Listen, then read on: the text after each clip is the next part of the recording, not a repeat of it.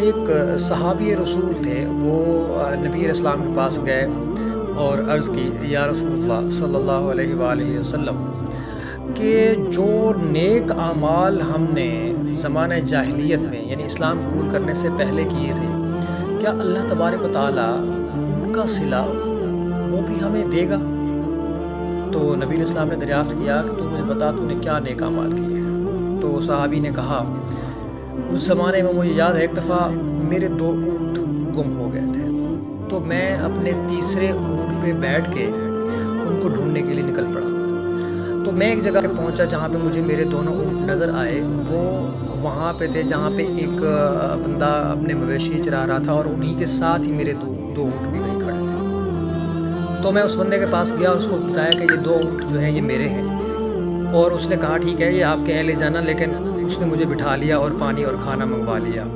اور اسی اثناء میں اس کا بچہ دوڑتا ہوا آیا اور اس کو خبر دی کہ آپ کے ہاں بچہ ہونے والا ہے، یعنی ہمارے گھر بچہ ہونے والا ہے۔ اس نے آ کے اپنے باپ کو بتایا۔ تو میں نے اس بندے سے دریافت کیا کہ اگر آپ کے گھر بیٹی پیدا ہوتی ہے تو کیا کرو گے، اور اگر بیٹا پیدا ہوتا ہے تو کیا کرو گے؟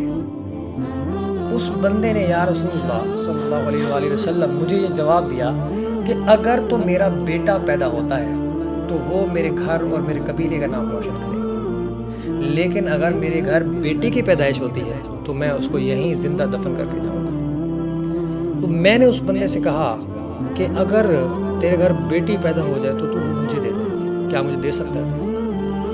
اس نے کہا کہ ایک شرط پہ دوں گا، اگر تو اپنے یہ دونوں اونٹ مجھے دے دے تو میں اپنی بچی تجھے دے دوں گا۔ میں نے کہا مجھے منظور ہے۔ اور اسی اثناء میں بچہ آ گیا اور اس نے آ کے بتایا کہ گھر میں بیٹی کی پیدائش ہوئی ہے۔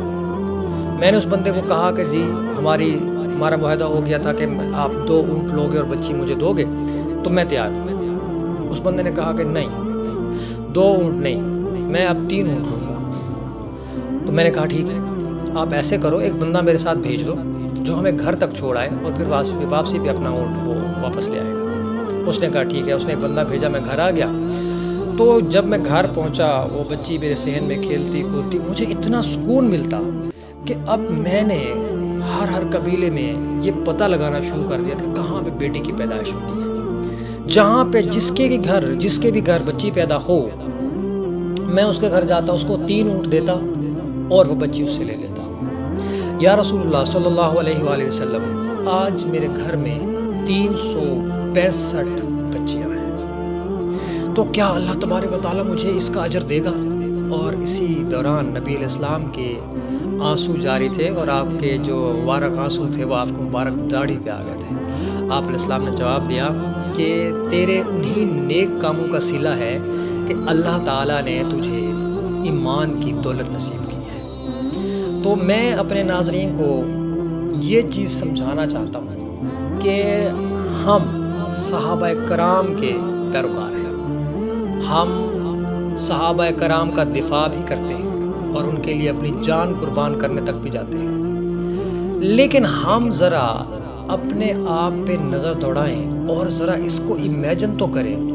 365 بچیاں انہوں نے لی ہیں اگر، اور 3 اونٹ دیے ہر ایک بچی کے بدلے میں، تو ذرا حساب تو لگائیں۔ آج اگر ایک اونٹ کی قیمت 5 لاکھ ہے، پہلے ضرب کریں آپ جی، اس کو ملٹیپلائی کریں، 365 بچیاں ہیں، 3 سے ملٹیپلائی کریں، پھر اس کو 5 لاکھ 6 لاکھ جتنے کا اونٹ آج مل رہا ہے اس سے ملٹیپلائی کریں، کروڑوں میں یہ رقم بنتی ہے۔ تو ان کا جذبہ دیکھیں کہ کروڑوں میں انہوں نے خرچ کیے ہیں۔ کیا ہم ان کے پیروکار؟ تو ہم ہیں ڈیفینیٹلی، الحمدللہ، ہم ان سے محبت بھی کرتے ہیں، عقیدت بھی رکھتے ہیں، لیکن مقصد یہ ہے کہ ہم ان کے نقش قدم پہ پورا چلیں یا چلنے کی کوشش کریں، اور یہ ہم تہیہ کریں کہ ہم اپنے جان سے، اپنے مال سے، اپنی اولاد سے ہر قسم کی قربانی دیں اور اسلام کا نام روشن کریں، جیسا کہ صحابہ کرام نے کیا، انہوں نے قربانیاں دی ہیں۔